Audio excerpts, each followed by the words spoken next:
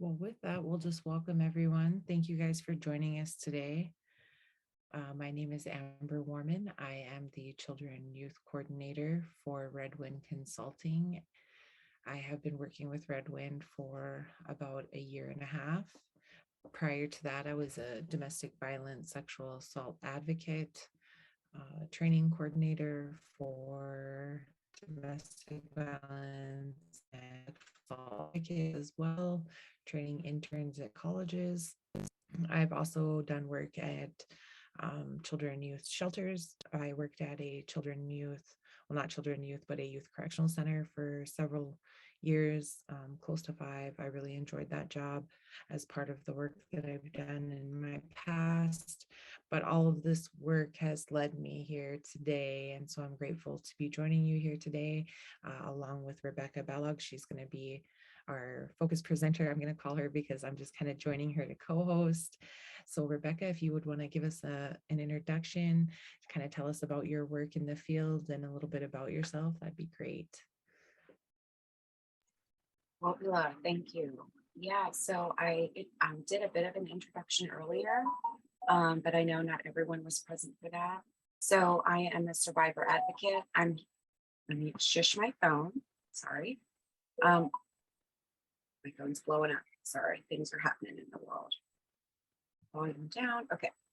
I'm a survivor advocate. I'm, wow. So this makes me always, ooh, I shushed you. Stop. This makes me feel really vulnerable, but it's just honesty as testimony. Hybrid love means I'm a survivor and an advocate.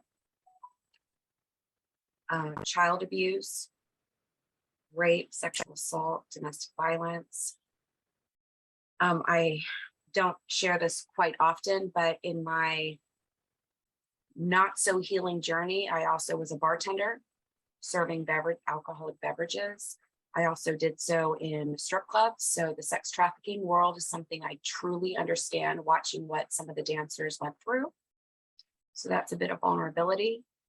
I worked 10 years at a YWCA that brought me into the light, into my healing journey, and I'm 22 years in. I've worked with NIWRC, the National Indigenous Women's Resource Center, the Woman of Color Network, to talk about racial injustice and bringing Native people at the table of diversity conversations. And I'm currently at the Minnesota Indian Women's Sexual Assault Coalition as my day job. But the Hybrid Love Stories brings in all of those intersections. Survivor advocate. My mother is Oglala and Mohawk. My daddy is a full-blooded Gypsy, so intersectional relation to our identities. And I love doing this work because I'm a child abuse survivor. That was the worst abuse I ever experienced, but now I'm an adult advocate. Again, hybrid love, those intersections are very real. And I think if we keep promoting that it's okay to be all things, always, all the time, and honor that journey, that folks will step forward into their light and their identities and speak their truths, which is the truth. That's very important to me. So I am a big fangirl of Red Wind. So I'm happy to be here today, especially with Amber, because we co-present really well together, and that happened very organically. So I'm just so grateful. And I guess I'll stop there. Thank you.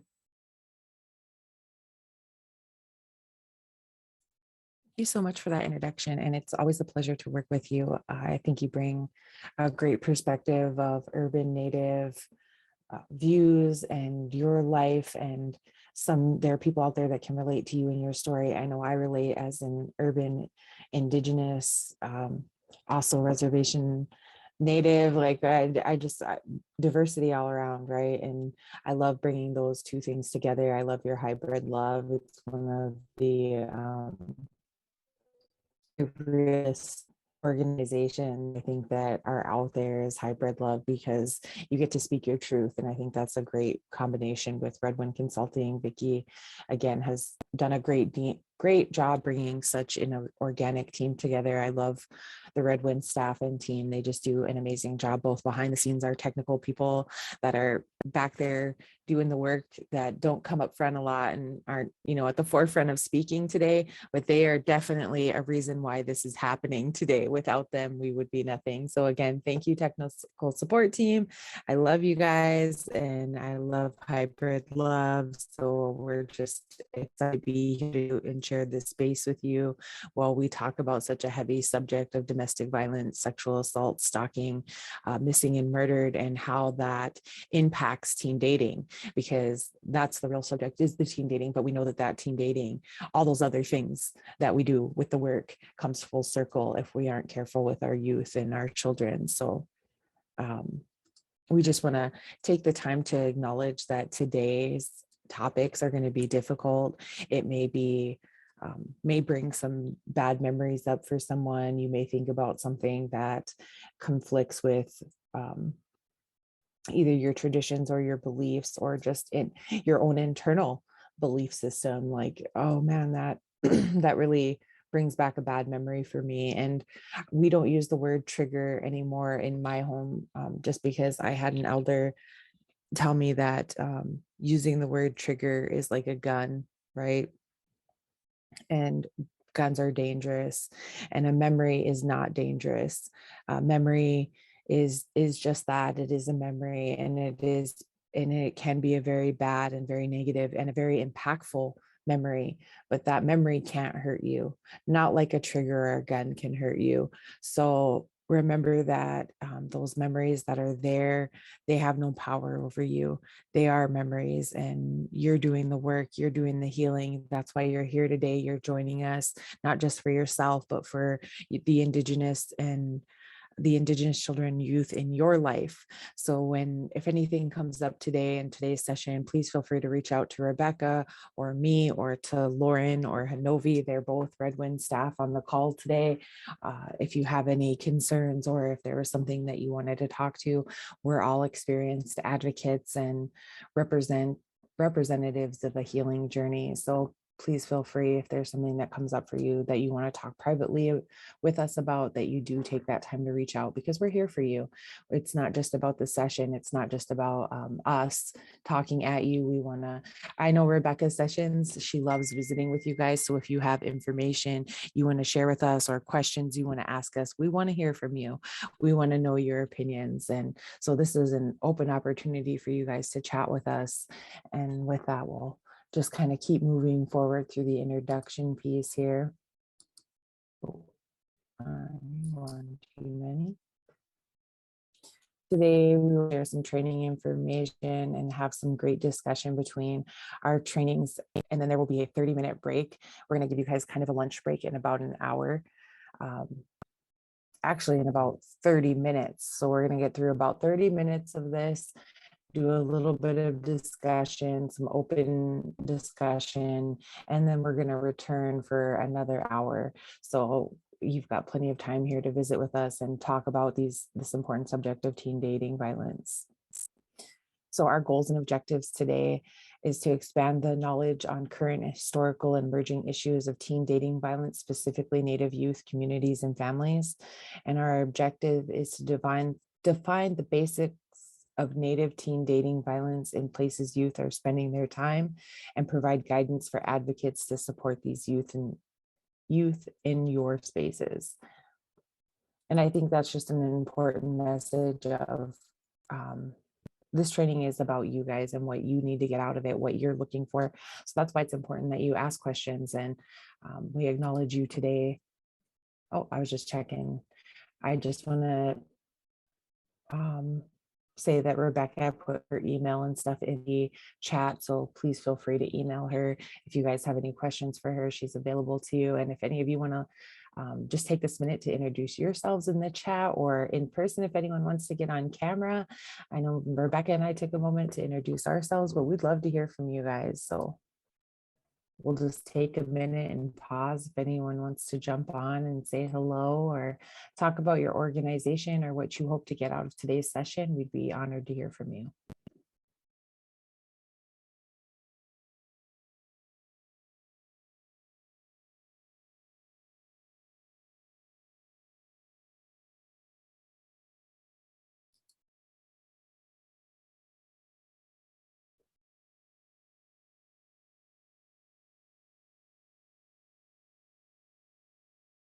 And if not,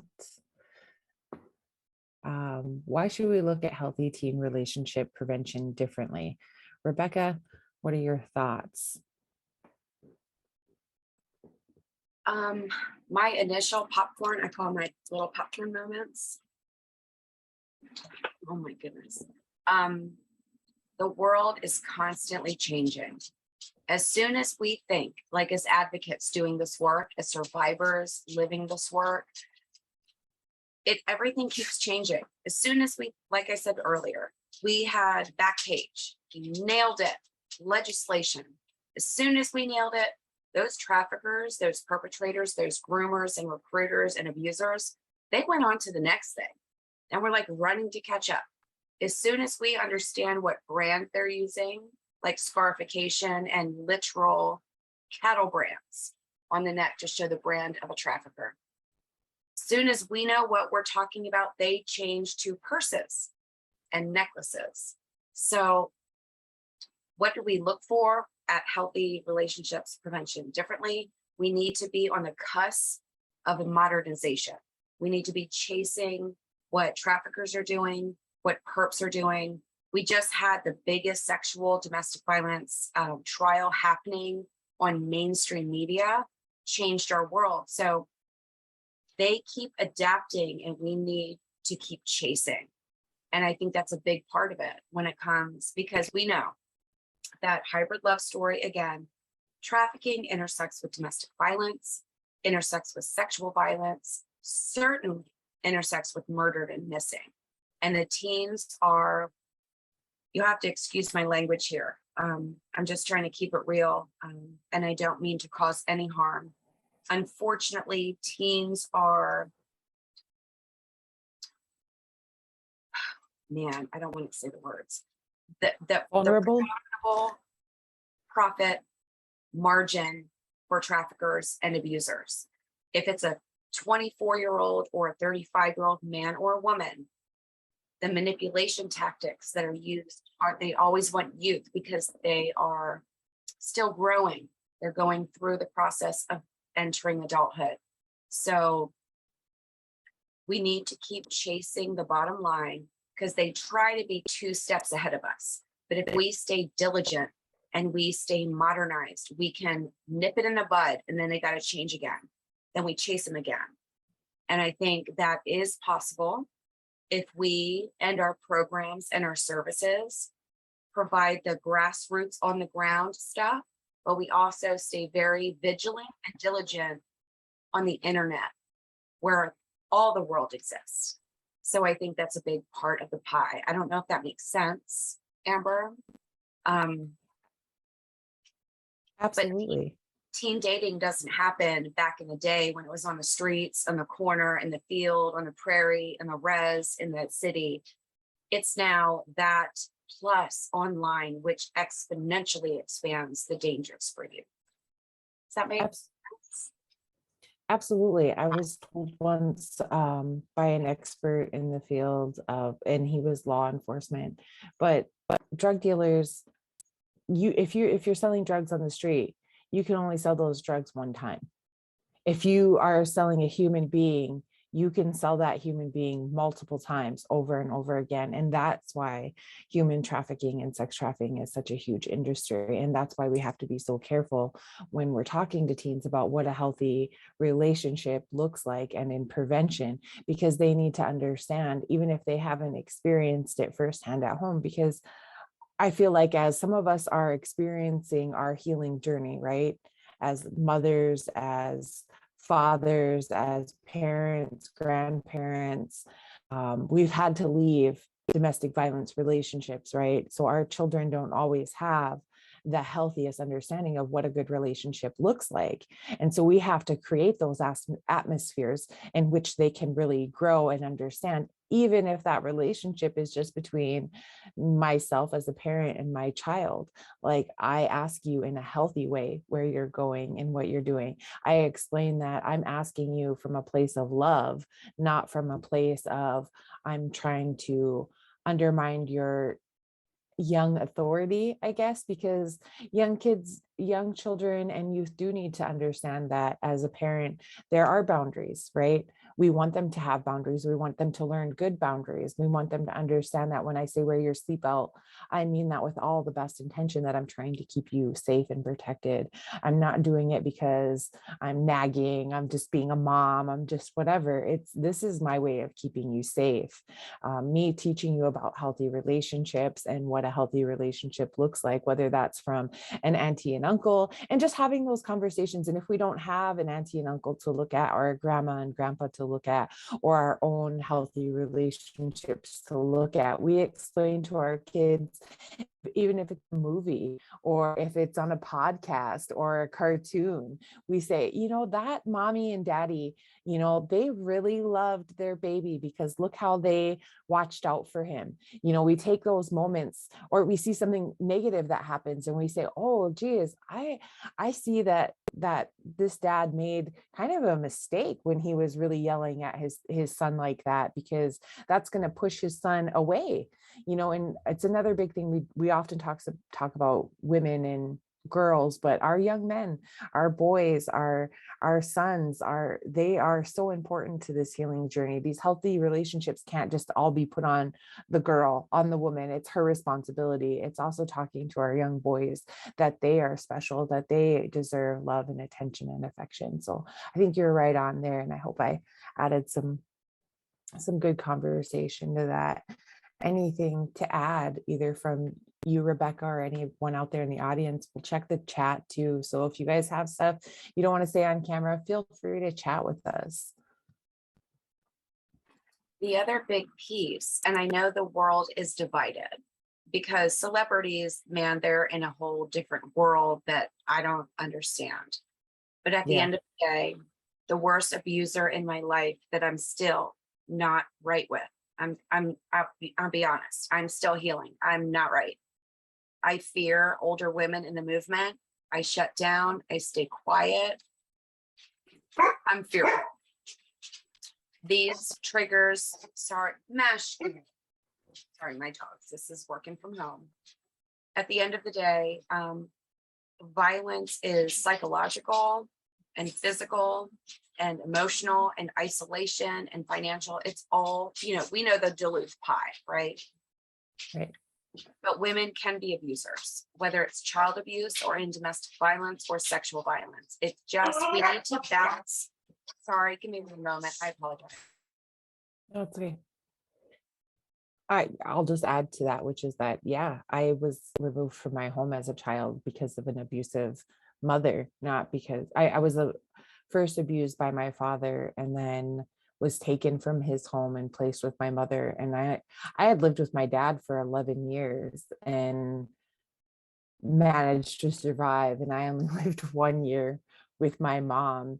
And even though my dad almost killed me, the abuse that I went through with my mother was psychological, emotional, and very scary. And that comes from that place. And I forgive her. I that is part of my healing journey, is to be forgiving and to be understanding and recognize the generational and historical trauma she had in her life. That's part of the work that's driven me here, is to take that reflection and be like, okay, well, this is what she experienced. That's what I was talking about earlier with my grandmother being taken away at a young age, is that she was taken away. She didn't know how to parent her children. My mother and her siblings grew up feeling unloved, unwanted, because they were raised by, my grandma was darn near a nun. Like, she had been taken away from her family at 5 years old and raised by nuns. And she even wanted to become a nun. I remember her telling me that it was her actual biological mother, once she was out of boarding school, that was like, absolutely not. You will not be like the people that took you away from me. And so then her healing journey started to unfold. But by that time, she's a mother, she's got these young children, she parented like a nun. And so therefore my mother parented a lot like a nun, very strict and abusive, and these are the ways, and that's it. Children seen, not heard. And so I think that it was acceptable at the time. for their generation. But as we move forward, I definitely don't want my children to be seen and not heard. I want to hear from them. I want to see them. I want to see them all the time. I want to hear from them all the time. And it's us making those connections, and it's repairing those relationships, because I didn't start out this way. My old son is 22 years old. So did I make mistakes as a parenting and raising him and teaching him about teen dating? Absolutely. Absolutely. So please have forgiveness for yourself. Those of you that are listening in, and by no means think that, Rebecca or I are like some sort of like perfect parents, because I'm sure we both, hollered at our children, and right, exactly. Like I have had to learn this stuff, and that's what we're here today, is to learn to make changes, to talk about how we can stop teen dating violence, how we can make it a part of our everyday, that our children don't have to, maybe someday they won't have to teach their grandchildren about teen dating violence, because we will have eradicated it. So Yeah. And at the for end of today, we keep pushing forward. the day, it's always been and always will be power and control. And sometimes it's a lack of our own self-control. We didn't have control of our lifestyles as youth. And if we remember that, we can do better by our kids by allowing them to have power to their voice and some control over their lives. And man, that's a balance. So this is a little bit of naughty language, but oh my goodness, I have so many boys in my life, adopted nephews, or my stepson, or my actual biological children. I called the teenage years hormonal antichrist because they were just so like going through their teenage hormones, right? And we joked about it. I would call, exercise the demon as they walked to the bus, and I'd embarrass them, and because they were hormonal in the mornings. Because it's hard to be a teenager with the social media and the school and the bullying. My kids went to a mainstream school with 3-foot braids. So their braids were yanked on the school bus, and they were called girls, and they went through all of these awful things, and mama stood up for them for sure. But at the end of the day, being a teenager during this time is so difficult and so complex, because they're not living their grassroots lives. They're living it internationally at some point, because some of our kids are TikTokers, or they're famous on YouTube or Snapchat, whatever. So they have all these outside influences tugging and pulling at their emotional and psychological growth, while they're surviving just the world out there with COVID and all the things. But when we give them the power to say, none of y'all have power and control over me, even as parents, and we just kind of lean back and allow them to have a voice, that means so much, because that's something I went without as a youth. And Amber, probably you too, if child abuse is really a part of our lifelong growth. I'm 47, I'm still healing. You may be too. So we remember, with teen dating violence, there are kids that don't have parents that cultivate their voice and their autonomy to have their own power and control. Some kids are forced to have straight A's, or have 15 extracurricular activities on top of just being a hormonal, literally, physiologically hormonal human body.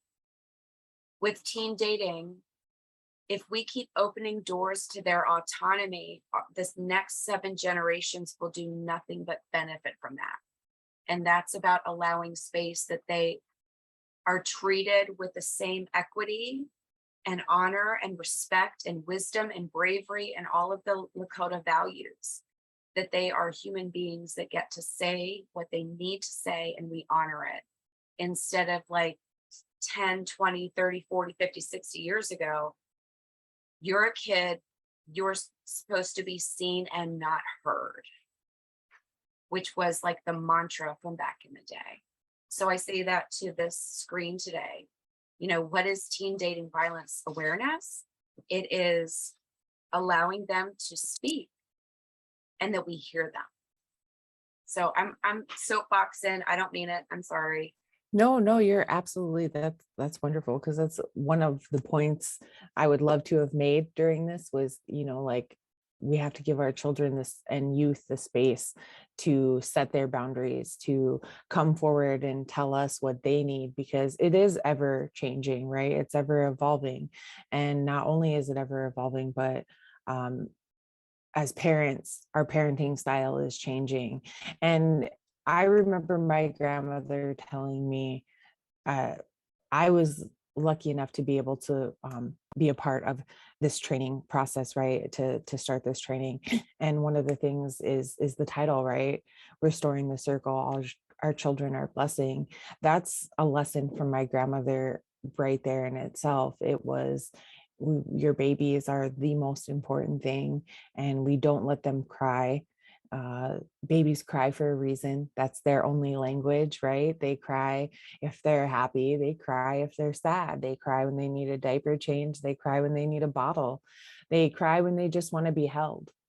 So it's about learning what those cries mean and how we can support them. And so I was blessed to have a grandmother that had these lessons, but not every teen is that blessed and is that lucky to have someone. And one of the things that I like to talk about when talking about teens is the voices of their friends and that culture of their friends, and us as parents and caregivers making sure that we're creating space for their friends, because it's up to our children not only that we spread the message to them, but that we teach them that they can spread the message to their friends, that they are the people that their friends are going to listen to, that they shouldn't just be worried about bringing themselves up. We have to bring up our communities, and they are the community of children and youth right now. So these messages, when you sit down and have these conversations with them, let them know that it's okay to share this information with their friends, that it's okay for them to say that, to stand up for their best guy friend that's being abused by a girl, that it's okay to stand up for their friend that's a girl that's being abused by a guy, or in today's LGBTQ two-spirited communities, that we recognize and observe that they also have a space where they can talk about their needs and their experiences with teen dating violence, and that they're accepted and acknowledged for who they see themselves as. And so, I mean, that's what all of this is about, is creating those healthy boundaries.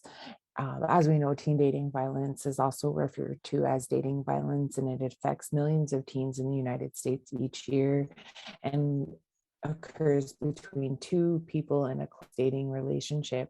And so that is also our LGBTQ community. If they're in an intimate partner, right, intimate partner relationship, and that doesn't necessarily have to be intimate for them, it can just be teen dating, which just means you can take out some of that intimacy. They may just be friends, but that friendship turns into, and this is where we're getting into today's world, right?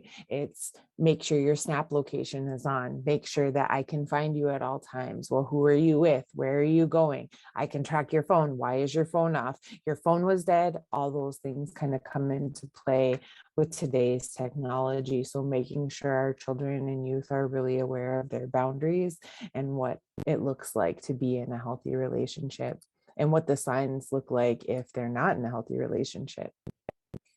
Domestic violence is physical, mental, or emotional abuse directed at one's spouse, domestic partner, or children. These are the 4 types of violence that can occur in a domestic violence, sexual assault relationship. So we kind of just wanted to put those up there for you guys to have the opportunity: that physical violence, that sexual violence, the psychological. And I think a lot of times, and I just want to touch on this, and Rebecca, then I'll give you some time to elaborate, is that unfortunately, because of our parents growing up in those former generations, sometimes for me, I grew up in an extremely violent household. So when I got out of that relationship and into foster care, it was almost a privilege, right, to go into foster care.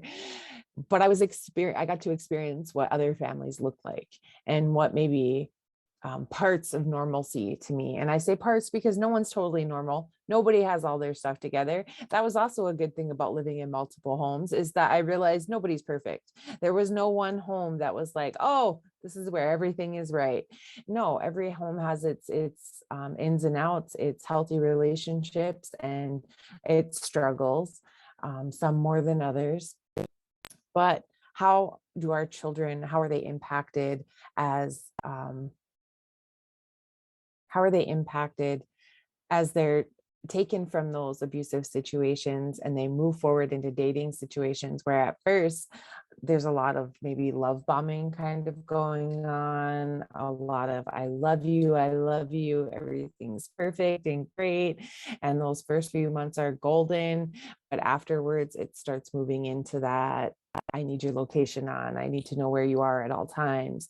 I had a young girl that, as when I was advocating, I remember she used to have to keep her phone in her back pocket on, like voice on, like on a phone call. She was basically on a phone call the entire time she was at work with her boyfriend. He would insist that while she was at work, she wasn't allowed to talk to other guys. And if she did talk to other guys, he wanted to hear it. So she had to keep her phone on in her pocket at all times so he could hear her conversations. So that is one of the things that we're talking about when we're talking about teen dating and the violence that's going on kind of behind the scenes. So Rebecca, I'll just give you some time to respond. Yeah, and the more we keep talking and sharing and doing like the community centers and the basketball tournaments and the skate tournaments and the powwow time, one of my favorite things, and I miss powwows, man. I'm like putting my fists on the desk. I miss powwows because of COVID, but I loved the trend or the newness that MCs and arena directors would talk and do an honor song to talk about murdered and missing or teen dating violence, whatever month was happening for powwows, or like I said, basketball tourneys, skate jams, whatever, or even potlucks. That the more we keep talking and doing, Amber, what you, and I'm grateful to be invited here today. If we keep doing this and we keep doing it in youth circles and it trickles down that someone here today is going to a community center on Pine Ridge next Wednesday to do a dinner or whatever it is, that they share this information to let youth know all of these details and nuances. Because I remember being a teenager and I was a youth child abuse survivor. If I could have gone to any place and heard this stuff, I would have been like, oh my goodness, this isn't normal. I could have just catapulted myself and defended myself and got help. Because when you're a teen, when you're a youth, or even a young adult in college, if you don't know this is wrong, your abuser makes it normal as a part of whatever relationship you're in. And that's what we need to intercept, right? And, you know, Absolutely. and our aunties and our grandmothers are still healing beside us, like literally parallel in a hybrid love story, that they're now learning. What happened to them decades ago was not cool, but they just accepted it because it was normcore, right? Normcore is a hashtag, whatever. So I do love these, you know, little bullets we have. But I do want to just expand a bit that the them, two-spirit, native LGBTQ, for cis women and girls, for cis men and boys, this is all interchangeable. We are in a new world. We went from eons and decades and centuries of men in power, always coming above a woman's voice, just shut down and destroyed.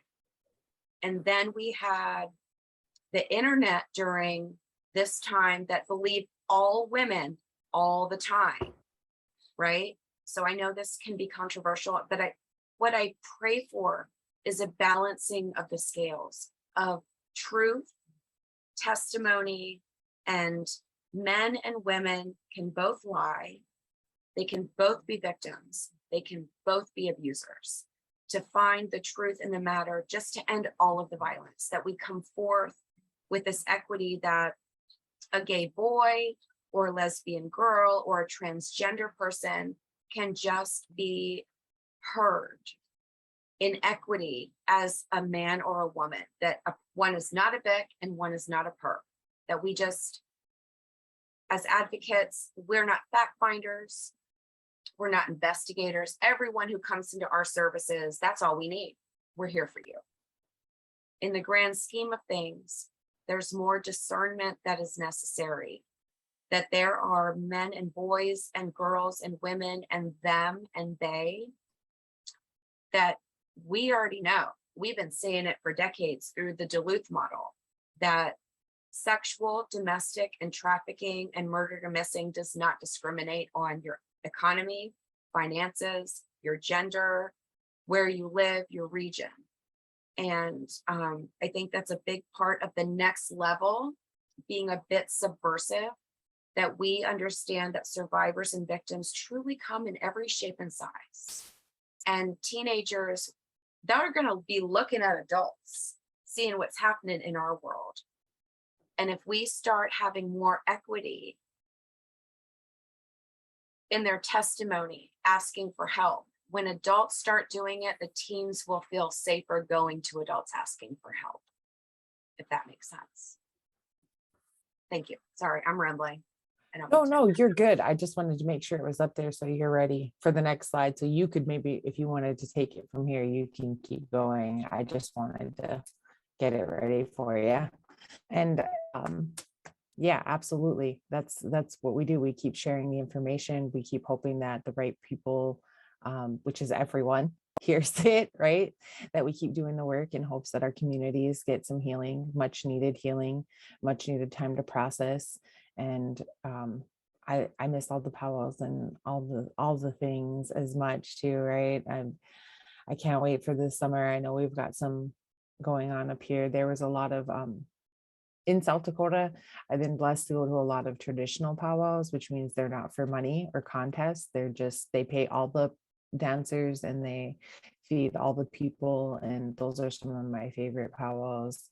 But I mean, like, all are good, right? Even if you do have to pay and a little bit more commercialized, there's still some great ones out there. And our children and youth, they get the opportunity there to learn. And I know how strange it was when I was a kid. Some of our traditional ways where, you don't know, and what does your grandma know? Or what is your auntie? They don't even speak the language, those type of things. And now, as we learn more, we're realizing, well, who does? We really need to get out there and put ourselves in those situations where we can have those traditional conversations, learning our language, learning our ways, whether that's dancing or singing or being a part of ceremony. Even if there's nothing more traditional than cooking. I feel like our ancestors all cooked for each other, passing on a meal to someone you love and care for, teaching our teens that. And then I loved also what you said about all relationships, male or female, in between, can become domestic violence or can become sexual assault, and no one person is exempt. And that's why we need to learn both the signs of being an abuser and also the signs of being a victim or survivor, because some of us have been raised in such a way. I think of a situation, had I not had grandmothers and people around me to be supportive and help me through my resiliency, what would that have looked like? I would have grown up thinking that it was normal to abuse my children. I would have grown up thinking it was normal to be abused and to abuse my spouse. And I grew up believing that those things were not normal because I had grandmothers that looked out for me. I had friends and I had foster parents. So when people are like, well, where did you get your and resiliency is kind of an overused word, but where did you get your strength from? How did you keep going? How did you not succumb to mental health and addiction? And those things have all been there. It's just that I've been blessed enough that I had resilient people and the strength of my family to see me through, to guide me, to give me this information. We have some questions up. just kind of for the audience, if anyone has the opportunity, and if not, then maybe Rebecca, you might want to elaborate. But what are some traditional views on children and teens? Or if you want to pick one of these questions to kind of talk about before we move on to break here. And in the chat, because I'm an introvert, so I understand not wanting to be on audio or camera. So in the chat, Yeah. would be awesome too, man. Absolutely. So did anyone have any comments thus far? Otherwise, we will probably take a break and come back. Amber, did you want to go through these for listeners? Yes, before or absolutely. after the break? What makes more sense? I'm not sure if this is going to kick us out at 1:30. We have to leave and come back. That was my only concern is so we'll probably come back and do them just because the room will close, and then in 30 minutes we'll be able to, and I think we can join the room a little bit sooner, but this one will kick us out and we'll have to rejoin. So but I'm not seeing any questions in the chat at this time. So we will go ahead and let you guys go to break, and then we will be back. Oh, wait, we do have something. Unfortunately, boys become abusers and rapists, and girls become victims of violence and sexual assault. A lot of times that is very true. Unfortunately, in Indian country where I grew up, I have friends, and I'll use the term friends, that are men that were sexually assaulted by school teachers, that were sexually assaulted by aunts, that were sexually assaulted by older female cousins.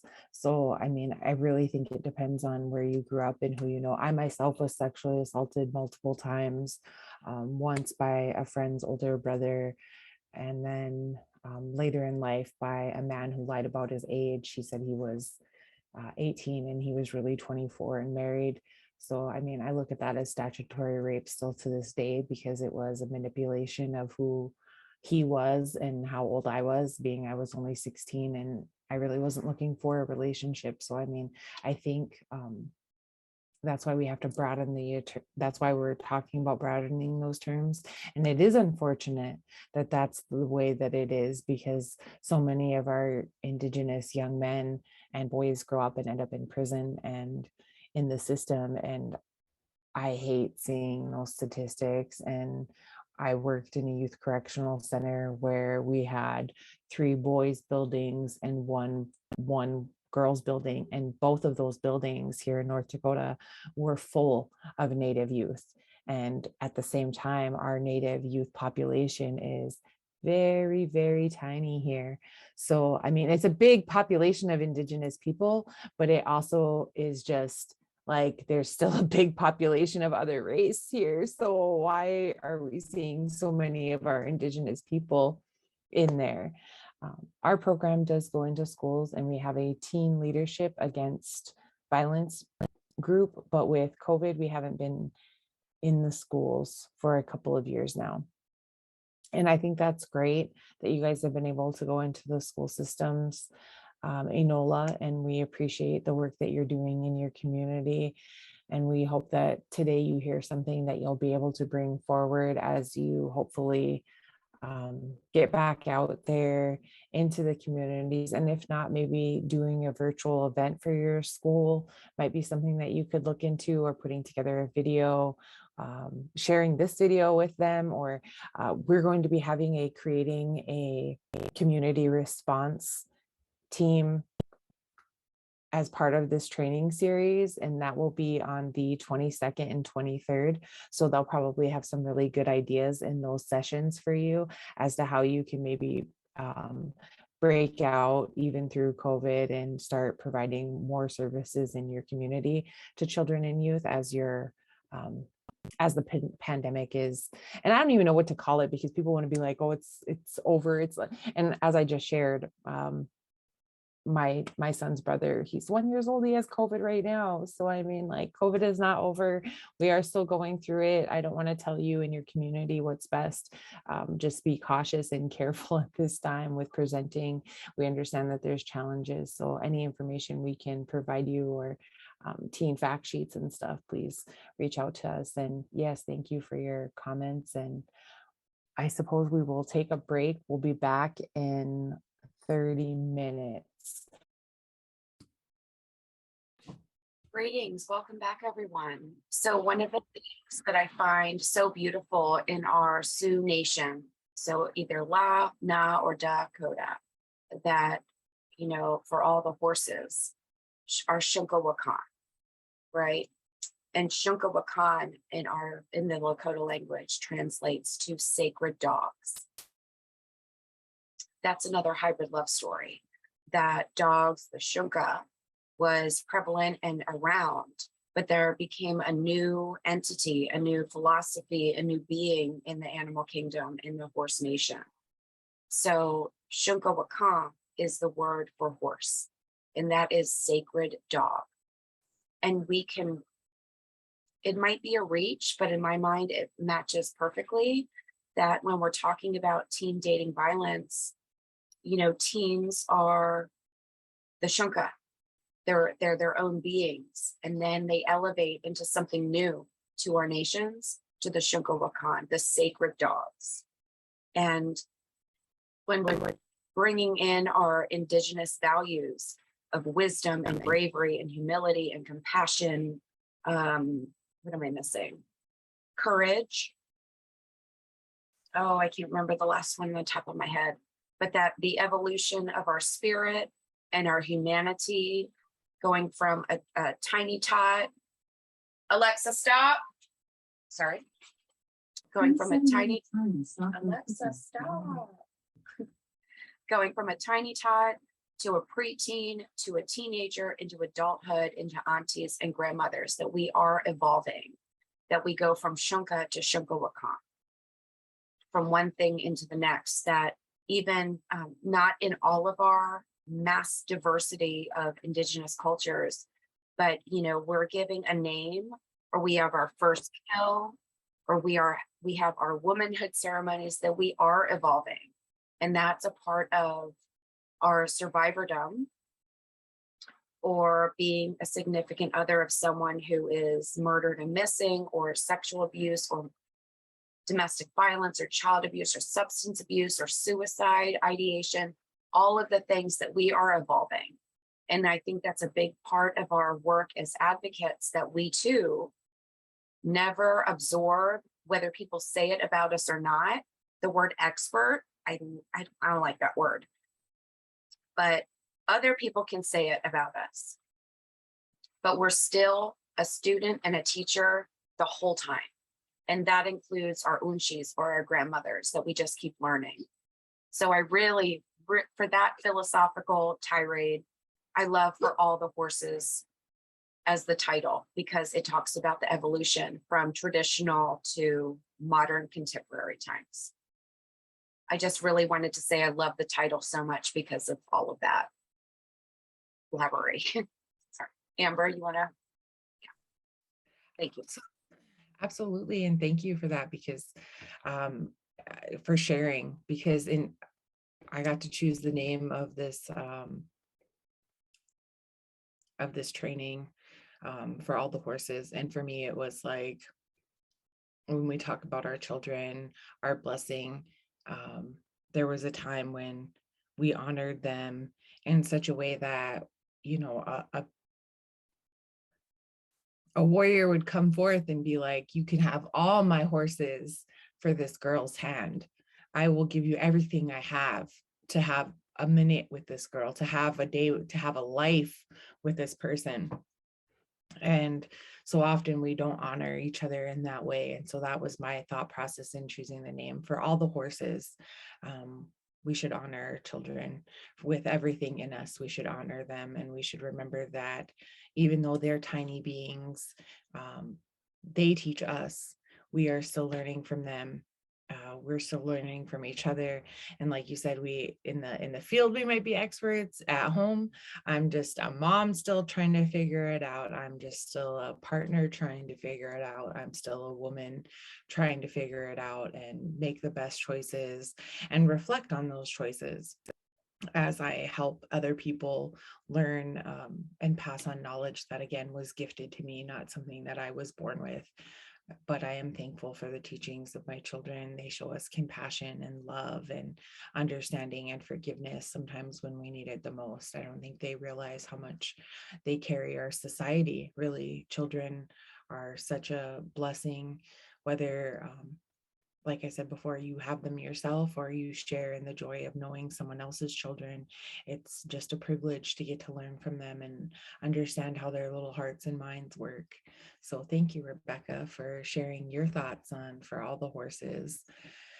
This is part 2. So with that, we will continue. Novi, next slide, please. And then we still have our great technical assistance team helping us, and we welcome you back, and we hope you had time to get some water. And one of my elders, he really always talked about the importance of water and how we not only shower and bathe with our water and how healing that can be, but how water, we are 99% made up of water and our bodies need it. And so we hope that you took the time to take in some water, that your water is always with you, that it's one of our most sacred gifts when we think about smudging or having cedar or sage or sweetgrass there, that we need to be at sweat to pray, or we need something healing. Water is available to us all. Water is with us always, and our water is sacred. So make sure that you have that opportunity. Take that daily to pray with your water in whatever way you choose, but remember your water. Next slide, please.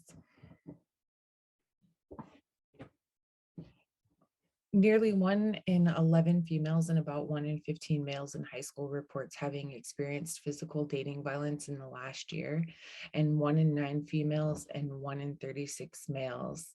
High school students report having experienced sexual dating violence in the last year. These are national statistics, so you can find them. I believe all our resources will be listed at the end, but these were from the National Child Advocacy Center statistics. So if you want to check on those. Next slide, please. And I just want to say how high those statistics are. I feel like it's even higher in Indigenous communities. It's just one of those things that we don't have the data on it. And another reason why we'll be having Diane Gout speak later this month on the statistics and data collection and how that plays an important piece in the work that we do. So if you guys have the opportunity to join us on, I think she's presenting on the 23rd. So if you guys have availability on the 23rd, please feel free to join us or go and look for it later. I think it'll be under Counting the Stars. It'll be on our website as well. So kind of talking more about the statistics side of Indigenous country and what that looks like for our Indigenous youth and population, how that reflects the services that we can provide. So what can happen with these statistics and unhealthy relationships or violent relationships? There can be short-term and long-term effects on developing teens. For example, youth who are victims of teen dating violence are more likely to experience symptoms of depression and anxiety, along with unhealthy behaviors like tobacco use, drug and alcohol abuse, and even contemplating suicide. So the effects of teen dating violence can be lasting. Personally, my sister was affected by teen dating violence. She was stalked by an intimate partner, and he followed her to college. She was staying in a girls' dormitory.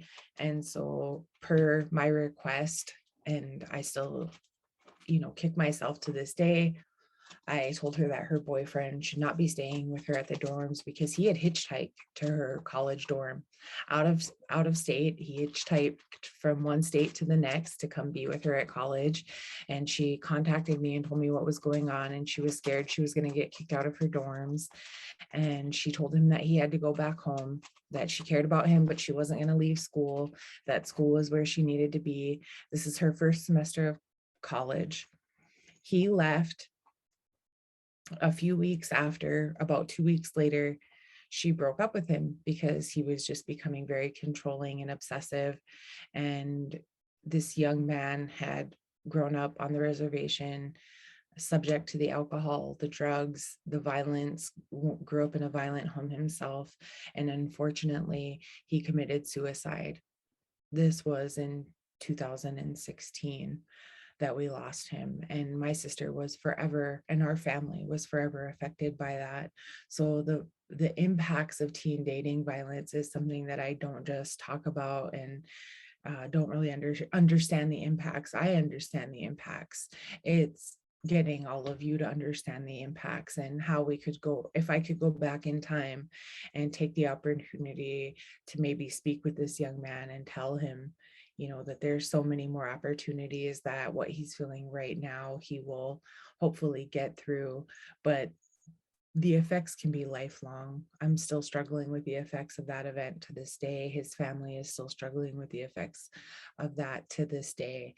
And teen dating or not teen dating, but teen suicide is a whole nother level of violence that we see in our communities. Unfortunately, a lot of times related to domestic violence and teen dating, because a lot of these young people have never really felt a lot of love, right? So then when they finally have it and they think that it's ending, they're not really sure what to do with all those feelings and emotions. So we also have to talk about what it looks like to break up in a relationship, and that breakups can be healthy and natural, and that you're still learning about your partner and you're still learning about who they are. And I'm just going to stop there and give Rebecca a chance to kind of talk about this. I don't want to go, I feel like sometimes I start rambling. So again, I just want to share screen and share time. And if any of our participants, if you have anything to add or any questions. I love the ramble because the ramble is like a spew, a dumping of truth. So I love the, like, when we just roll on. And so I appreciate that. While you were talking, I remember, so when I was with NIWRC, I did the Native Love Project. I was like the team lead or whatever. And I think it was 2017-ish that in Pine Ridge, in the first, we went there in June to respond to suicide, teen and youth suicide. And in the first 5 months of the year, there were 9, 12, from 8 to 24 youths that committed suicide in this one little part of the year. So we went there to talk to adults, to tribal council. We marched with the people because there were so many teen and youth suicides. And it was all connected to home life, substance abuse, domestic violence, sexual violence, colonization, oppression, racism. Like, it was a hybrid love story of all the things. And it was awful. There were so many back to back to back.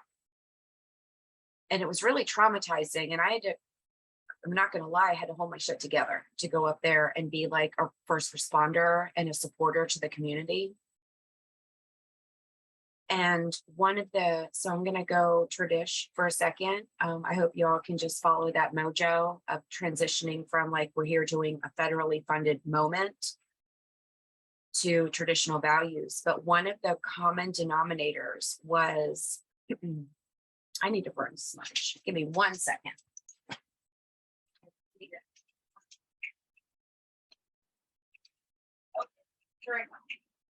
I got my Turtle Island shell here, where this is my big smudge bowl. And I need to do it. one of the common denominators with the friends of the youth that had not suicidal ideation, but have actually completed suicide. Okay, now I'm good. When I smell that, I'm good. All right. They had talked about the gray man. I don't know if anyone has heard about the gray man. I don't know if that's across tribes, but there was this entity or spirit that's called the gray man that would talk to them and entice them to commit suicide. Come join me. If you do this, I'll take you here. Like, I don't have the rights to say evil. I'm not a medicine man or woman or person, so I don't have the right to claim that. But there was this constant and consistent conversation from youth testimony that the gray man kept visiting and enticing to commit suicide. It was like this pull, this conversation, this spiritual moment that kept showing up in the testimony and discussions from people surrounding these youth. So that's where our power of Indigenous people and our faith and our ceremonies and our songs are the only things that can combat these powers, moments, enticements, bad juju, bad mojo, whatever you want to call it. But that was consistent. And I found that very interesting, that the vulnerability as survivors at any age, when we're vulnerable, that darkness can come to us. But when we surround our people with love and compassion and positivity and support and services, or just listening without judgment, that empowers and gives power to the opposite energy, the good energy. Like, I don't know a better word to say it than angels, or good energy and good mojo that our medicine men can and women healers can translate that instead. And that's about the inclusivity and keeping our culture alive in the relationships with teens that are going through the teenage hormonal time, everything that's going on at home, everything that's going on in school. I'm sure you all remember how freaking fucking hard it is to be a teenager, let alone adding layer after layer after layer of all of these negative impacts. So what can happen? My answer to that is, what can happen? We can create community spaces, we can be there, we can have open talks, we can educate. So unlike, I don't want to make it about me, it's not about that, but I didn't have, like, I was totally isolated. I didn't have the opportunity to have folks kind of siphoning and creeping into my world. But that's what we can do. That's what can happen. We can have the conversations, we can create opportunities, we can let kids know that they're not alone. And then when we have ancestral blood memory, spiritual impacts, when the things that the gray man creeps in, we can, nuh-uh, you got to get through me to get to that teenager. You got to get through me to get to these kids, because we're actively combating whatever you all want to individually define it as, that the gray man, they can do what they need to do, and we're going to do what we need to do and keep it moving by having conversations. I know that's crazy. Some people just don't buy in, but this was the testimony from the youth. So I think that's what can happen. We can keep it moving so kids are not alone with dark thoughts. With that, I'll pass it back to you, Amber. Thank you. Absolutely. And yeah, next slide, Hanovi. I just want to say that you're right. We are the ones impacting our children. We're the ones that have to have those conversations with them. If we're not engaged with them, we don't know what the latest trend and latest thing is.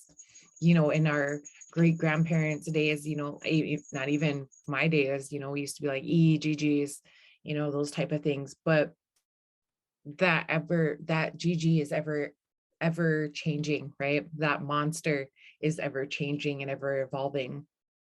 And sometimes, and a kid might explain a scary event using the gray man or a Gigi, and you really have to listen to their story and understand the signs and symptoms of trauma so that you can best respond to them, right? So that way you can say, okay, you're not he's saying that this Gigi, this gray man is doing inappropriate things to him. This could be a real person. You know, it's not just a shadow that they said is in their closet, or it's not a nightmare that they're waking up from, that you just know that they're home and they're safe and it's something they saw on TV. Because kids can interchange those things, right? Maybe they saw something on TV, a scary movie, a scary show, even a scary cartoon. Nowadays, I mean, things are so, I want to say, I mean, it's just a different time, right? Things are different levels of appropriateness. And sometimes you watch an old 80s or 90s movie and you're like, oh, dang, that's highly inappropriate too. So, I mean, we just didn't catch the innuendos back then. And now you're a little bit more informed. So again, it's taking that time to understand our children and youth and the language that they're using and what they're really talking about. So we're on the same level and same page as them. So I think that's really important when it's all connected. And I think that, Rebecca, this is one of your slides, so maybe I'll let you touch on this, but teen dating in the pandemic, digital lifeways, the link between teen dating violence and endangerment. Thank you. I really appreciate just the support, because even though we're Native people, it's just a weird time in our transition. And I believe that our Native people are going to return to ceremony and not, I don't know what to say, not believing. Like, our ceremonies are our faith, it's our belief. And I think sometimes we transition so far in modern times that we fall away from ceremony. So talking about the gray man feels very uncomfortable, because I know there's a huge amount of people that don't believe. But I think that there's a resurgence of people going back to ceremony and our spiritual beliefs. So I appreciate that, Amber, because I felt very vulnerable talking about it. But schools as territory, youth culture is youth culture. We're outsiders. We get little blips and snippets, as invested as we are, but school is a youth culture. Youth have their own language, their own mannerisms, they talk about things in the room with us that we don't even sometimes understand what the heck they're saying, because they have their own language and their own culture.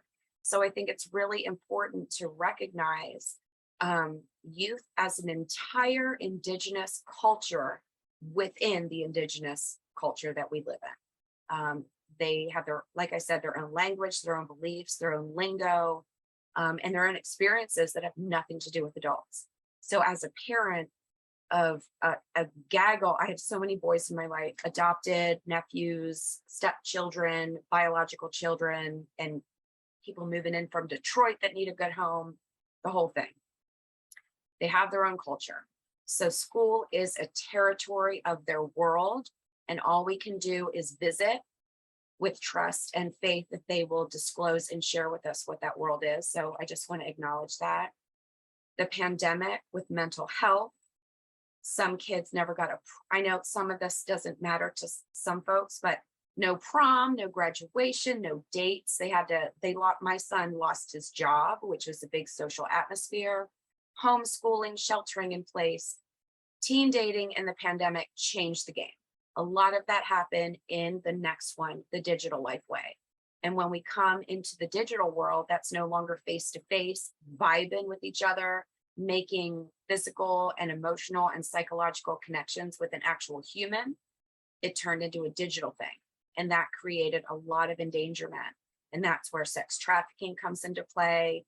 That's where, Amber, I think you talked about the apps that track your mapping, like where you are at all times. And that became a bit of violence, of isolation, and that whole Duluth, Minnesota wheel of what domestic and sexual violence and trafficking can be, which is not allowing people their freedom to move about without being monitored.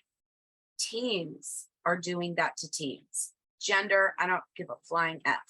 It has nothing to do with gender. Females, them, and boys do that to each other. And that's a part of domestic violence. Let's be honest. If you can't move about freely without being monitored, that's a flipping problem. And that really was exacerbated in the pandemic, as well as the threats of recruiters and groomers and catfishing.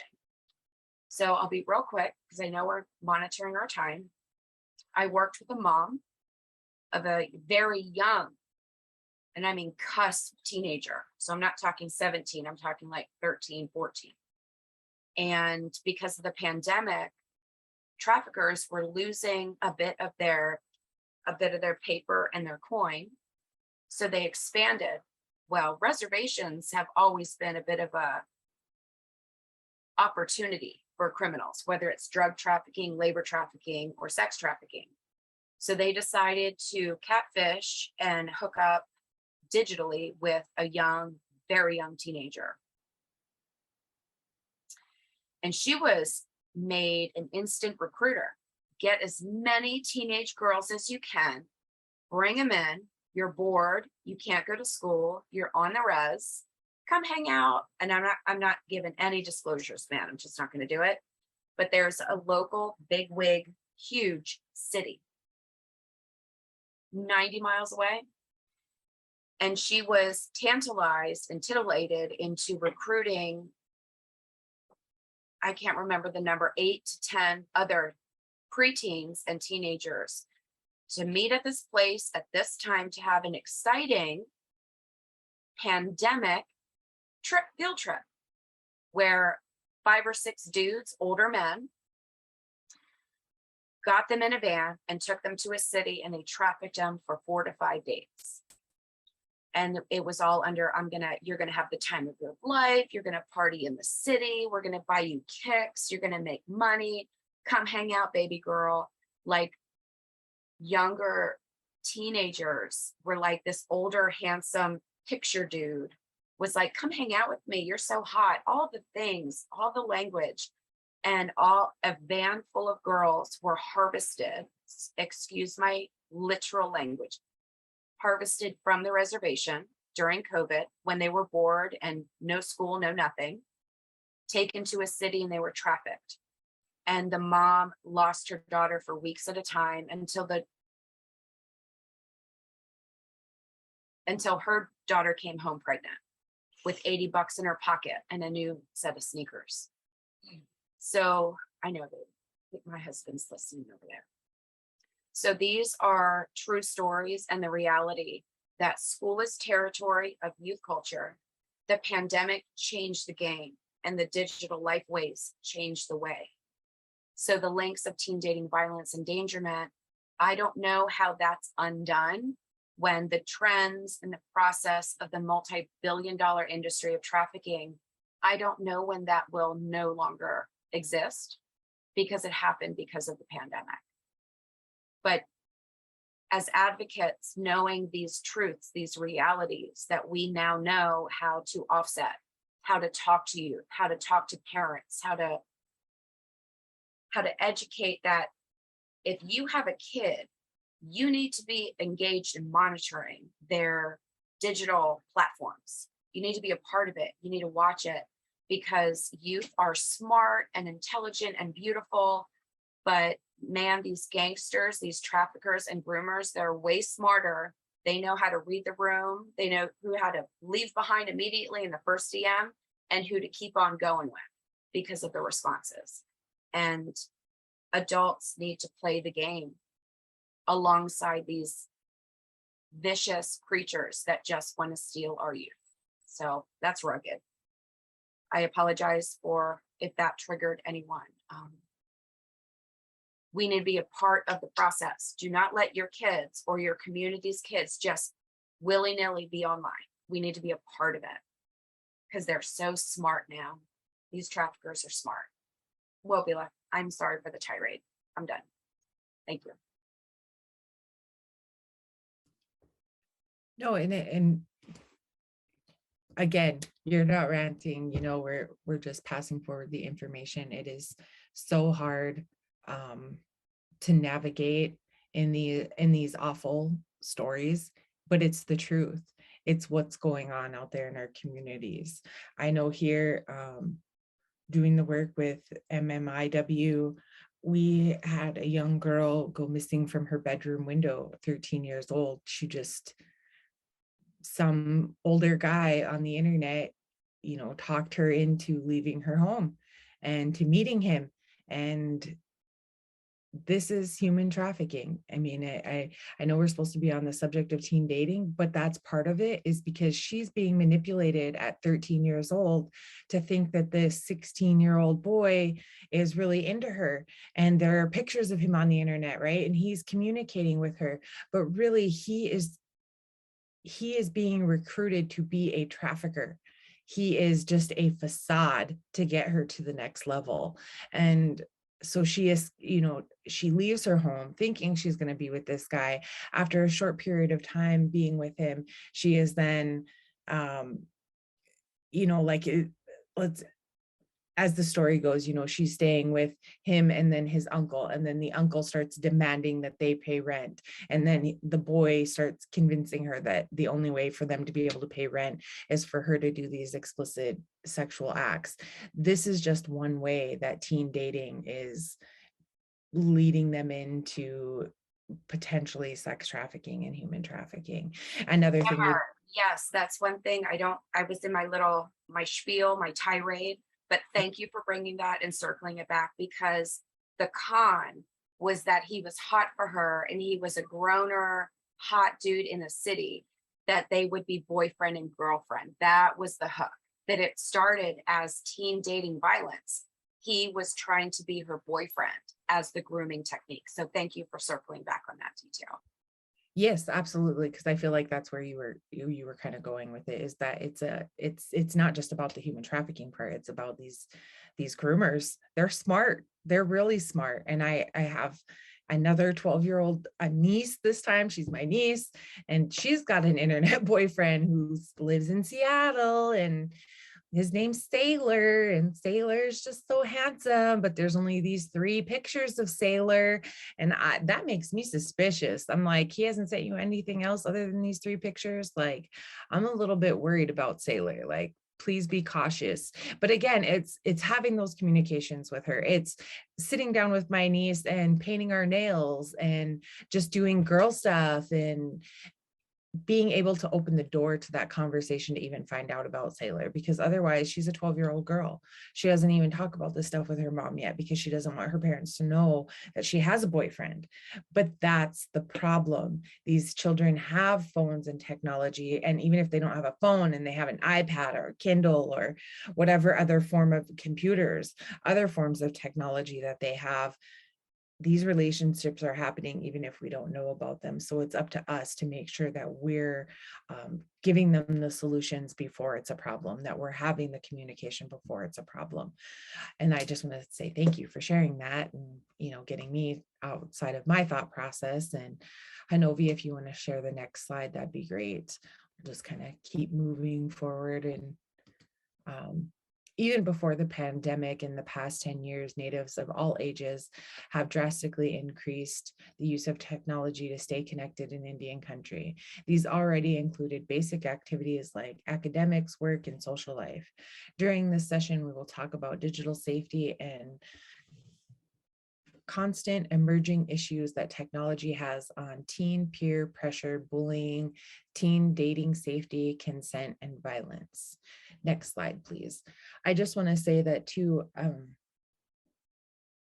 it's not always virtual teen dating violence. I know in one of the rural schools here in North Dakota, working with a young lady, she was 15 and she had the same boyfriend since 3rd grade. So she's a 9th grader now, and she was in 3rd grade, and now she's probably a junior, because this happened quite some time ago, or even a senior.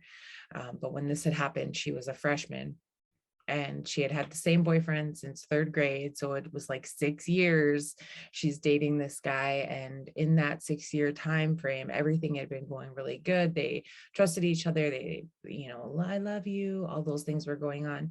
Well, she got comfortable with him. He was comfortable with her. She sent him a picture of herself, nude, partially nude from the top half. And he then showed his friends and sent that picture to one of his friends. Now, this is a trusted boyfriend. This isn't someone that she ever thought would do this to her, but that picture made its way all through the school. And those children that shared it, that was then child pornography. And all 6 children, including the boyfriend that shared it, were facing charges. So again, we really have to keep an eye on technology and educate our children and youth, because now this boy potentially has to register as a sex offender. He's only a 9th grader. These other students potentially have to see this. And I didn't continue to follow the case. I wasn't the advocate on the case. I was just an advocate helping actually the mom through the case. I was kind of her support system because she was actually an advocate herself. She was an advocate. This was an advocate's child. And she herself was just like, I don't know how this could have ever happened. You know, I thought I did all the right steps. I thought we talked about healthy relationships. I thought she was aware. And like for that, you know, as best we can as parents, we do the best we can, and things are still going to happen. So we have to allow ourselves that forgiveness and that leniency, but also have those really strong conversations with our children that what you put out on the internet can potentially circle the entire world, that what you put out there is not private. It doesn't just go to that one person. And even if you do trust that person, there could come a moment where you regret that trust, or where you see yourself going in a different direction and you don't fully know that person, especially in youth, because they're still becoming a person. They're still a child becoming a person. So they granted, give yourself room to make lots of mistakes. That's what I tell my sons. You're going to make lots of mistakes. That's part of the process, is failing. So in that thought process, if you know that you're going to fail and you know your peers are going to fail, then we got to take some accountability and make sure that we're making it less easy for them to access us in a personal level like that, that we are protecting our personal space, that we are not just sharing ourself with everyone, because we have to have that self-respect for our bodies, for our spirit, to keep that a sacred thing, for a relationship that we're ready for when we're a little bit older, that's more meaningful to us and that we really want to be committed to, and not just sharing it with our high school or our youth boyfriend or girlfriend, because things may evolve. And yet at the same time, even though they're evolving, the internet can last a lot longer than our relationships. I hope again, not to go too far off subject. I just want to give Rebecca the time and space to also talk. I'll quick read this slide, and then if you want to move forward to the next slide, Rebecca, you can just let Hinovi know, or if you want to touch on this slide. So with digital teen dating, violence changes sometimes daily, while advocates, educators, and other mandated reporters have far less access to the digital spaces teens are spending time together in. This session will provide examples and resources on how to identify the signs of trouble.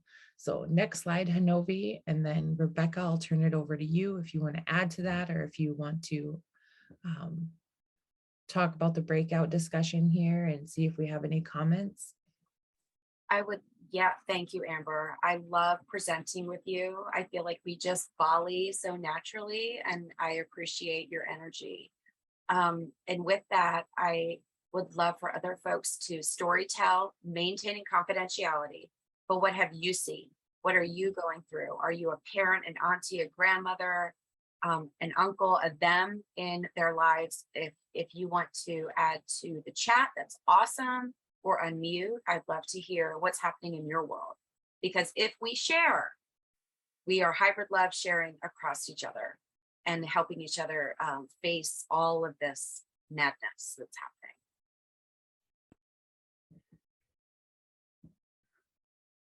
Also, for a wellness break, I'm going to post in the chat something that Amber had mentioned. Wait, where's my enter button? There we go. Dr. Emoto, we had water. I got my water right here. That's not puckery. That's my favorite mode. that water is a part of our body. It is part of our sacred space. It's a part of indigenous community. And if you've ever been at Sundance in the middle of a prairie, water is sacred. You don't waste it. You don't cool yourself down with it. It's shared. Dr. Emoto, this, and please copy and paste that somewhere in your life to watch it, that our language and our words and our emotions show up in water. Dr. Emoto had crystallized water molecules into snowflakes of saying Hitler or Gandhi or Tunkashila or goodness or evil and bad. And the crystals actually showed up, as little snowflakes showed up in different ways from our language. So this is just a little wellness break and check-in to understand how our words and our thoughts affect our body through our water molecules. So anyway, does anyone have any comments? Since the pandemic, youth have new ways to go to school, hybrid, homeschool, shelter in place, or in the middle of the pandemic, losing their proms and powwows, class powwows or basketball tournaments, whatever it is. How are they being in relationships without face-to-face, or how do they find safety? And what have y'all done to address the changes? I'd love to hear from others. And we'll just give a few minutes for that.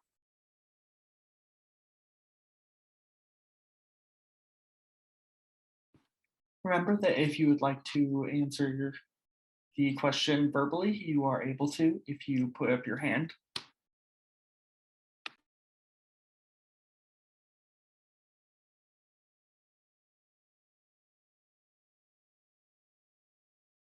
So no pressure. So I'll just make storytelling I statements. Since the pandemic, I have a gaggle of boys. I've had 5 boys in my life that are youth, new ways to go to school.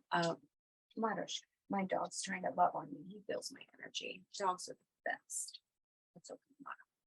So my children have lost their social moments, learning their school material in a classroom setting. My boy had to lose his job. He started to make friends and talk to people only online, which opens them up to a lot of danger. And safety was something that, they're movement boys. I'm 22 years in. My boys are 16, 17, 18, and 24 in my immediate vicinity. And the pandemic changed their entire life way. They had to lose their job. Outback Steakhouse was shut down. Dating was online. Friendships were online. Finding safety was just what was available online. So it was very difficult.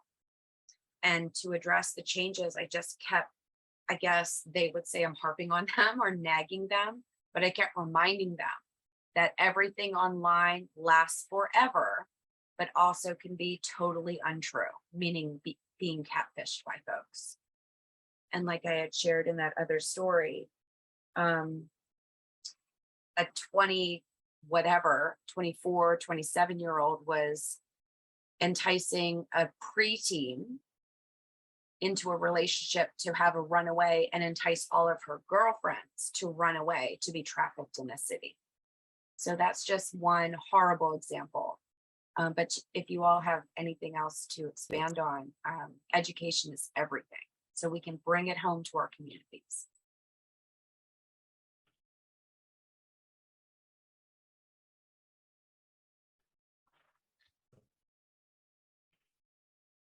I'll just add to it, which is that I think that our youth and teens not only struggle in having dating violence and relationship, but it goes back into that not only just bullying, but misunderstanding right?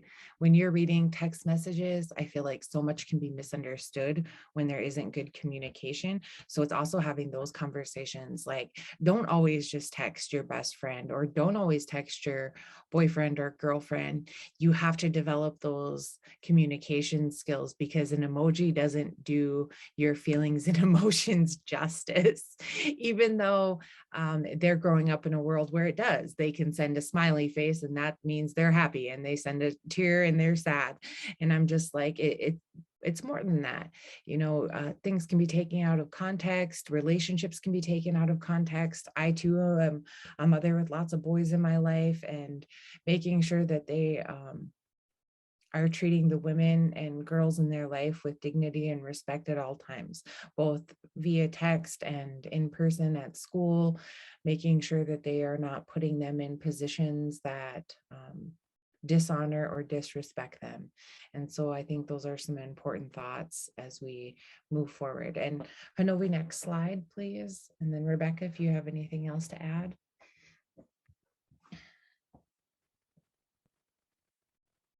How we support teens who have experienced teen dating violence.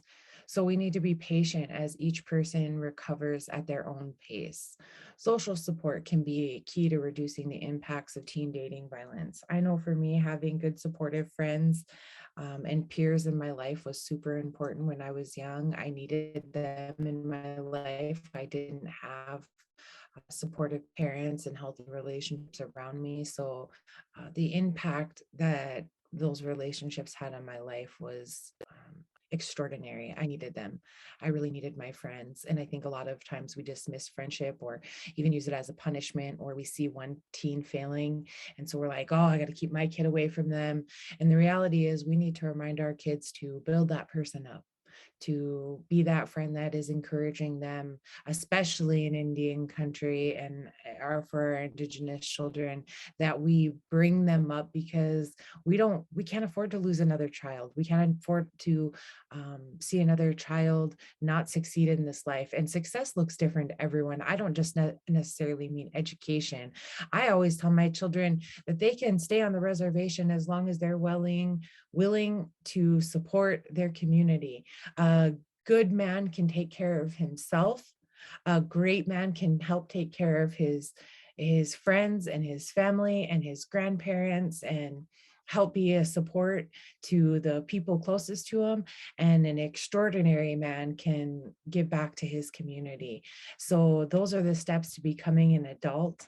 And I remind them of that. So when they're pouting about having to do the dishes and little things, I'm like, hey, that's part of becoming a young man, right? Is that we don't pout about it. We just do it, because those dishes will always be there.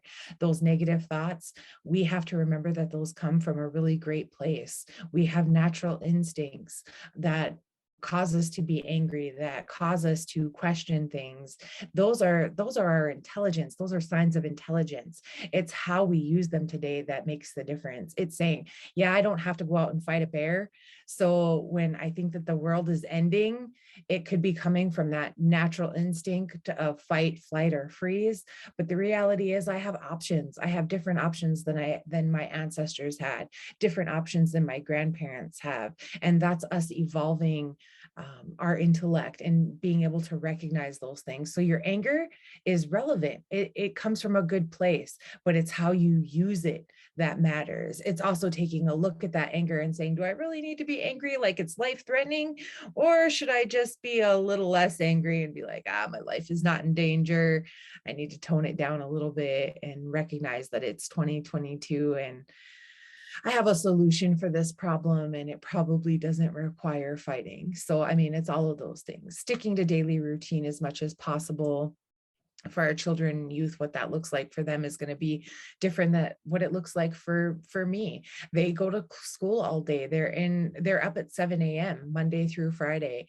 They have to be at class at 8 a.m. They're supposed to be present in that classroom. When they get done with that day to day, then they're supposed to come home and do chores and be participant. And sometimes they're exhausted just as much as we're exhausted, but we expect them to be smiley and happy and to live their life like, oh, well, you don't have the stress of having to pay bills and the adult things, but they shouldn't have to. We have to recognize that they're children and youth, and that they deserve the respect of enjoying their childhood and being able to grow up in an environment where, yeah, those dishes are dirty, but they're going to be there tomorrow. And if you're exhausted today, let mom help. I want to do them for you. I want to make sure that the chores are done, but I also want to make sure that you get that rest that you need and that you feel good. Reassure them that your home and that your space is a safe place. For me, my home is drug and alcohol free, and it's an environment where my children can come and feel safe all the time. I don't want to have anything here ever that makes them feel unsafe, including it's also a gun-free zone. But you set the boundaries for your home. So encouraging, even if that's just keeping the alcohol locked up or in a safe place, or you only drink when you're in a good place, in a good mindset. Not that we want to encourage our children and youth to drink, but it's showing them positive examples, if that's your lifestyle, to do these things in a good way, in a good time, in celebration, and not in a way that's negatively impacting them. Help them make a safety plan if they're feeling unsafe, whether that's at home. If you're an advocate, that you're talking it through with them, like, where do you feel safe? Where's a safe place you can go? Can you keep an extra set of clothes at grandma's house or at a friend's house if you get kicked out? Growing up in foster care, for me, I used to get kicked out of my aunt's house before and after foster care. There was a stint where I lived at an aunt's house and she would get intoxicated and throw me out. She would get totally intoxicated and just be like, get out of my house, I don't want you here. And I would have to go stay with friends. So having a backup plan, to have a backpack ready, that if I was staying overnight at a friend's house, I still had clothes so I could get myself to school the next day. That was important to me. So what is a safety plan for you? What's a safety plan for them? Is there somewhere safe they can go or stay with? Is there a shelter? Are there numbers in your community and in your state that you can provide them local shelter networks available to them for youth and children? Are there none? What is the plan if there is nowhere for them to go? So kind of talking those things out. Rebecca, did you have anything to add to this?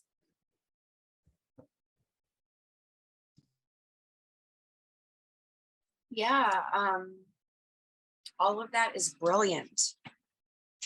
And to paraphrase and summarize, my closing comment would be, youth are the experts in youth culture. So if we can show up for them and allow them to be the teachers and we're the students, and we actually hear youth in their world, we're going to figure out how to offset these groomer, recruiters, abusers that find the weak links. We can help youth by supporting them in their world, because we are the outsiders in their world, and that's truth to testimony. So thank you. Awesome. I know, do you want to go to slide 12? We'll just make sure we get there, and then perfect. So being a good relative and really helping our tribal youth in new relationships. What are healthy relationship goals, and how can Indigenous parents model healthy relationships? And these are some of our final questions, both for Rebecca and anyone in the participants or audience. If you guys have anything you want to add to this, new ways that you're finding you support healthy relationships. One way for me, and sorry, I don't realize my camera is not on. I apologize.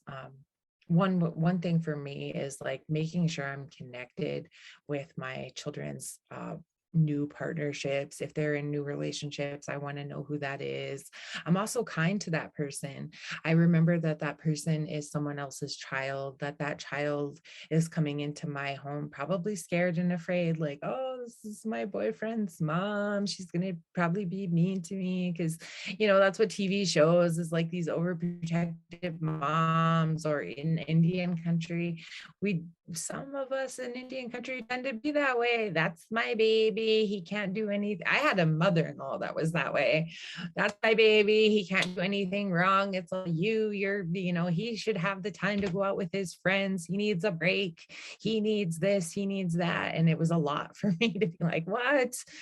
I need stuff too. So sharing those burdens, sharing those things you do in a new relationship for your kids, getting in there, watching a movie together with them, acknowledging their partner, and being accepting of that partner. I've also talked to my sons about how to end a relationship, that you can end things in a good way, that sometimes when you're in a relationship and you're really young, that partnership can become almost more like brother and sister, where you're more bantering back and forth, and the sweetness has worn off of the relationship, and it's just becoming really familiar, and not in the best way. It's becoming more like I said, brother and sister. So it's okay to move on, and it's okay to be like, well, I have these plans for college, and these are my expectations in life, and your expectations in life are this way. So it's okay for us to go our separate ways.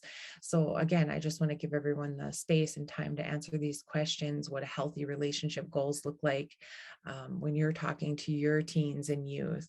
What are some ways that parents can get involved in healthy relationships? And I'll just pause myself and give you guys time to talk, or Rebecca.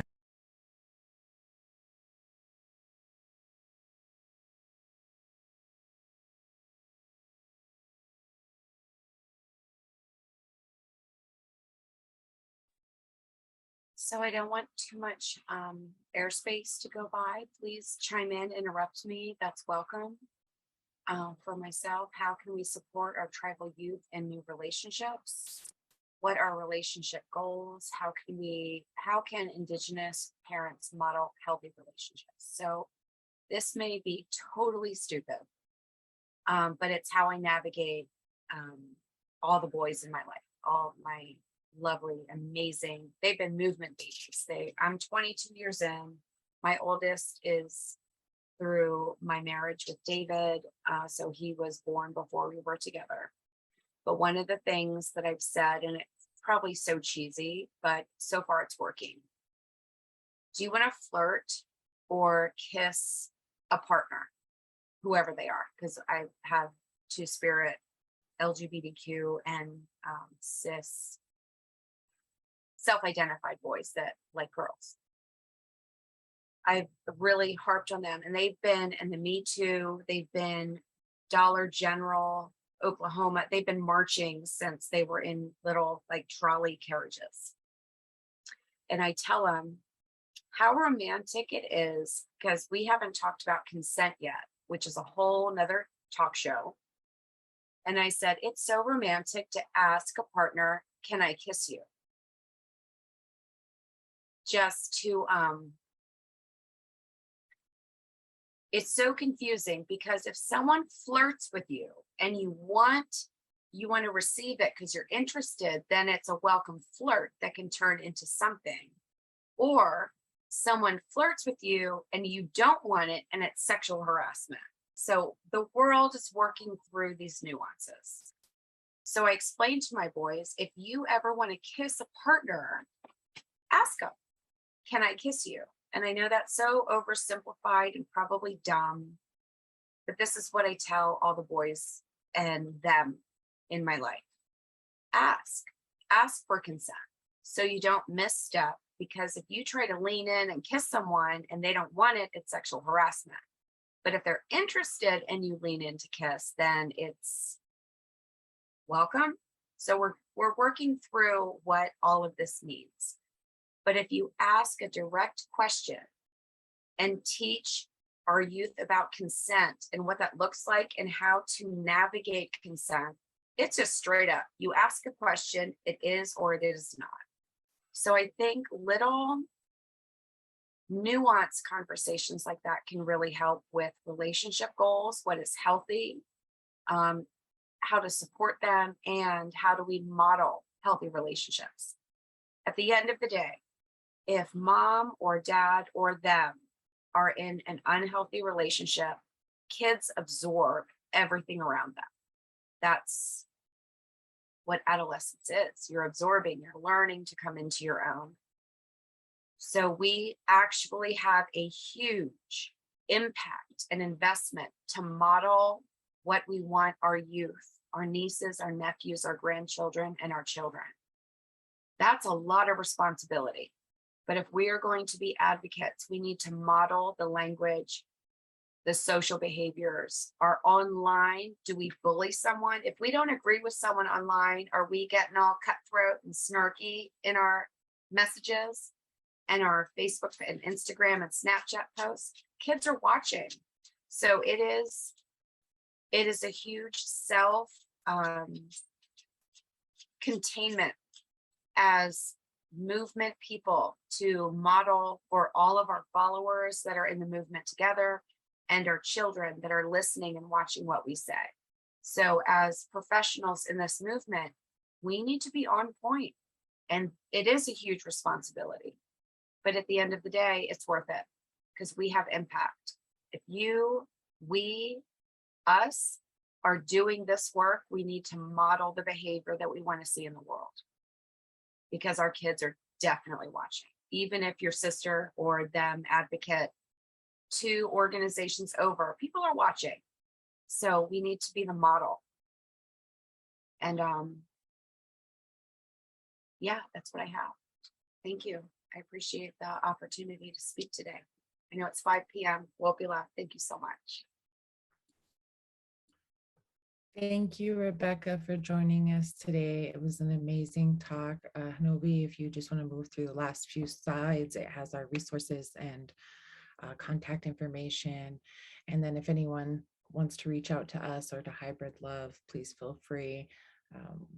We just want to thank you all again for taking the opportunity to join us. Again, all our sessions will be posted on Redwind's website. So that's redwindconsulting.net. You guys can check us out there, and just if you didn't make it, obviously you're in the session today. So there's the other session that was going on was the domestic violence and children and youth. You can check that out on our website, and then we will have future sessions tomorrow, and then the 21st, 22nd, and 23rd. So anyone available to join us, please feel free. Again, we just want to thank Rebecca again for joining us today. A lot of good information. We appreciate you taking the opportunity to come and join us today. We always have a good time when you're with us, and just want to thank you. And also our training and technical assistance support behind the scenes, Hanovi, and I think Monica might be in this session.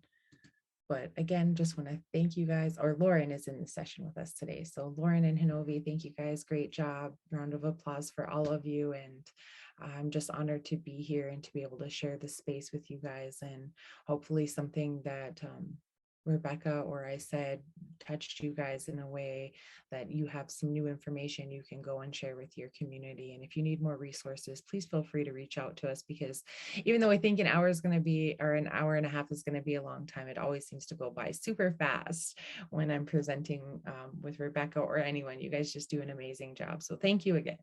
I'll stop. Wopila, from my heart, thank you so much.